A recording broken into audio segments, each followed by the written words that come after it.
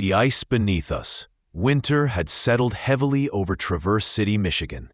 It was February 10th, 2018, one of those brittle winter afternoons when the air cut deep and the sun, low on the horizon, cast a golden sheen over the snow-covered ground. Birchwood Lane, just outside of town, was quiet. Most people were indoors, riding out the cold front that had gripped the Great Lakes region for over a week.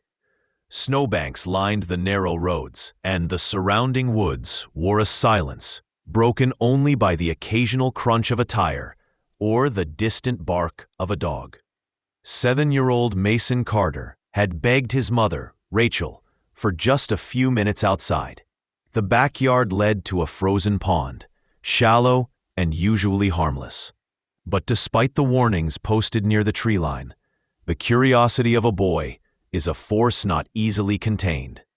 And on that day, Mason wasn't alone. Bruno, a large brown and black Labrador Shepherd mix, had been with the Carter family for 4 years. He'd been adopted from the local Humane Society in 2014 after being rescued from an abandoned farmhouse west of Petoskey. Since then, Bruno had become more than just a dog. He was a companion, a babysitter, and in the words of Rachel, our son's shadow.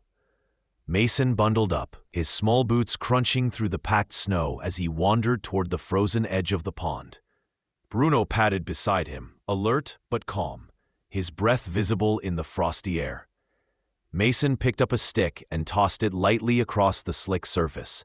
It slid halfway, then stopped. That was all the invitation Mason needed. He stepped forward. The first few steps held. The ice creaked faintly, but not enough to deter him. He laughed, delighting in the slipperiness beneath his feet. Bruno didn't follow. Instead, the dog stood at the edge, his ears twitching, his head tilted. His body was tense. Rachel, inside the house, had gone to the kitchen for just a minute, maybe 2. She told Mason to stay in the yard. She trusted Bruno to stay with him. But she hadn't expected the boy to venture near the pond. What happened next unraveled in seconds. A sharp crack, a splash, and then silence. Bruno barked once, then twice, the kind of bark that slices through windows and bone. Rachel dropped the dish towel and ran. By the time Rachel reached the back porch, the sun was slanting hard against the snow, casting long shadows from the trees. The scene before her was surreal, quiet, except for the frantic barking. Bruno was at the edge of the pond, pacing, barking, turning back toward the woods and then again to the water. Mason was nowhere to be seen. Then Rachel saw it, a hole, jagged and dark, near the center of the ice. Panic clutched her chest. She screamed her son's name. No answer. The pond wasn't deep, no more than 6 feet in the middle. But in winter, that was enough. Hypothermia could set in within minutes.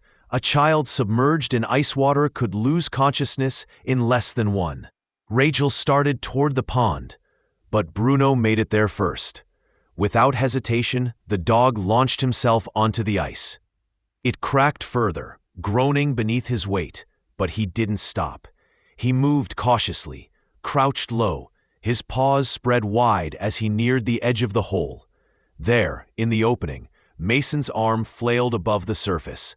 His head barely broke the waterline. He was slipping. Bruno reached the edge and leaned forward. Rachel screamed again, "Get him, Bruno!" But the dog already had. He clamped his teeth gently onto Mason's coat, not the skin, but the thick back collar of his puffy parka. He pulled. The boy slipped.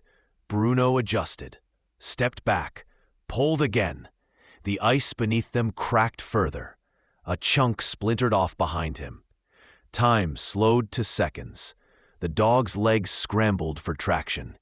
Then, with one final lunge backward, Mason's upper body came free of the water. Bruno didn't stop. He dragged the boy across the ice, slow, but determined, until they reached the solid edge. Only then did Rachel reach them, falling to her knees. She wrapped Mason in her arms. He was shivering, blue-lipped, but conscious. Bruno stood nearby, panting, ice clinging to his fur. Rachel couldn't stop shaking. She clutched Mason to her chest, her own breathing shallow and frantic, as the reality of what had just happened sank in. Mason was coughing, shallow, ragged gasps, his tiny hands frozen stiff. His soaked jacket weighed him down, and his eyelashes were clumped with frost. But he was alive. Bruno circled once, then sat down beside them. His chest rose and fell rapidly. Steam rose from his soaked fur, and Rachel noticed his paws were cut, likely from the sharp edges of the broken ice. She forced herself to move, dragging Mason inside. She kicked the back door open with her boot and rushed him into the living room. She grabbed every blanket she could find. Mason's lips were moving, but the words came out weakly. "I slipped, Mama. I didn't mean to." "I know, baby, I know," she whispered, wrapping him in fleece and laying him near the fireplace. She called 911 with trembling fingers. The dispatcher's voice was calm, instructing her to check Mason's pulse and breathing and keep him warm until help arrived. Meanwhile, Bruno stood guard by the door. He didn't bark, didn't whine, just stood there, alert and watchful, his eyes never leaving the boy. Paramedics arrived within minutes. The ambulance lights flickered against the snow-covered trees as EMTs rushed inside. "Core temperature's low," one of them said, as they wrapped Mason in thermal foil and loaded him onto a stretcher. "But he's stable. You got to him just in time." Rachel followed the stretcher out, but paused at the door. "Can I bring the dog?" The medic looked at Bruno, then nodded. "Absolutely."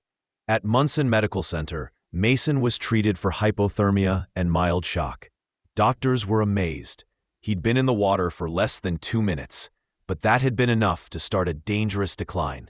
Had Bruno not acted when he did, the outcome could have been devastating. While Mason rested in a pediatric room with warm IV fluids and oxygen, Bruno lay curled on the floor beneath his bed. Nurses smiled as they passed, occasionally slipping the dog a treat or giving him a scratch behind the ears. News spread fast. By morning, a local journalist had gotten wind of the story. By noon, there were reporters at the hospital, and by evening, the headline was everywhere. "Dog saves 7-year-old boy from icy pond." TV crews arrived the next day. Rachel stood by Mason's bed while local Channel 7 interviewed her. "It wasn't just luck," she told them, her voice cracking. "Bruno, he knew. He barked, he pulled, he saved my son's life." Mason smiled weakly beside her. "He's my best friend," he said. He didn't let go. The footage aired statewide, then nationally. Viewers across the country saw the grainy phone photo of Bruno, soaked, tired, and proud, standing beside his small human companion. Within the week, the Carter family's quiet life in Traverse City had changed. Letters poured in from across the country. Children sent hand-drawn pictures of Bruno with capes and medals. Veterans who had relied on service dogs wrote in, praising Bruno's instincts and loyalty. A retired canine officer from Ohio mailed a handcrafted leather collar with the words "Hero" embossed in gold. The local fire department honored Bruno with a special badge affixed to his harness and named him an honorary rescue dog. At a ceremony held at the station, Mason stood proudly beside his dog while the chief read from a plaque, "For extraordinary bravery and life-saving action during a winter emergency, we recognize Bruno, a good boy, a true guardian, and a hero." Bruno didn't understand the fuss, but he accepted the applause with a calm tail wag and a blink of his deep brown eyes. Back at home, things slowly returned to normal. The pond was fenced off. Mason wasn't allowed outside alone anymore. Though now, he didn't ask. What never changed was the bond between boy and dog. Strong before, now it was unshakable. On cold nights, Mason would whisper to Bruno beneath the covers, "You saved me." And Bruno, ever silent, would rest his head beside the boy, ears alert, as if always listening. Spring eventually came to Michigan, as it always does, with a slow melt and the heavy drip of thawing ice. The pond in the Carter family's backyard, now fully fenced and posted with bright red warning signs, became a symbol, not of danger, but of survival. Rachel often found herself standing at the kitchen window, staring out at it, replaying that day in her mind. She couldn't forget the moment she saw Bruno leap onto the ice. Nor could she forget the silence that had followed Mason's fall, how deep and hollow it had felt. But that silence had been broken by a bark, one sharp bark that changed everything. In April, the Humane Society of Grand Traverse invited the Carter family to speak at their annual fundraising banquet. Rachel hesitated at first, but agreed, not for publicity, but because she wanted people to understand what animals like Bruno were capable of. She stood at the podium, her hands trembling slightly. "We adopted Bruno thinking we were rescuing him," she began, voice soft. "But it turns out he rescued us." The audience was silent. "I want people to know that love, that instinct, that kind of loyalty, it's real. He didn't think. He just acted. And because of that, my son is alive." When she finished, Bruno stood beside her, tail wagging. He licked her hand gently as the crowd rose in a standing ovation. As months passed, the national attention faded, but the story lived on in Traverse City. Bruno became somewhat of a local legend.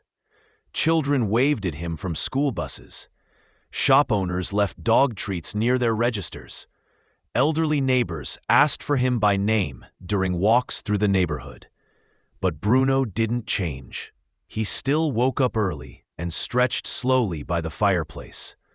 Still followed Mason to the door each morning and waited by the window until he returned. Still sat by the porch steps each evening, watching the wind stir the trees.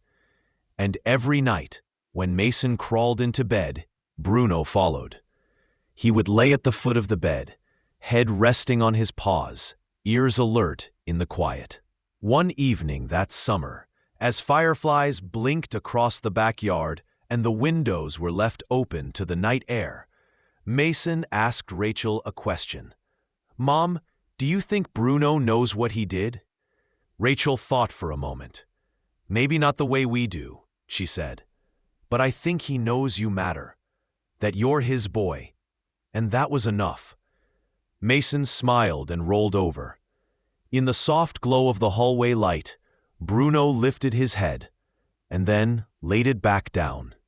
Bruno lived another 6 years. In the winter of 2024, his muzzle had grown gray, and his steps had slowed. But every day, he followed Mason, now a teenager, to the driveway when he left for school. And every day, he was waiting when Mason came home. On February 10th, 6 years to the day since the pond, Mason did something special. He stood beside Bruno in the backyard, now transformed into a memorial garden. Where the pond once lay, there was now a small stone path, a wooden bench, and a carved plaque that read, "Some heroes don't wear capes. They walk beside us. Thank you, Bruno. 2013-2024. Bruno died peacefully that spring, his head in Mason's lap. People from the neighborhood came to pay their respects. Local news ran a small tribute, and online, thousands of strangers remembered the dog who had once saved a boy from icy water. But for Rachel and Mason, the legacy wasn't about news articles or awards. It was about that moment, in the cold, on the ice, when loyalty meant life, when a dog did what no one else could, when instincts became salvation. And that story lived on, in their hearts, in their voices, and in every soft bark that echoed through the dreams of a boy who had once fallen into the dark and had been pulled back by the warmth of a faithful friend. If this story touched your heart, please don't forget to like, comment, and subscribe. More real-life stories of courage, love, and loyalty are waiting. Let's keep their memory alive, together.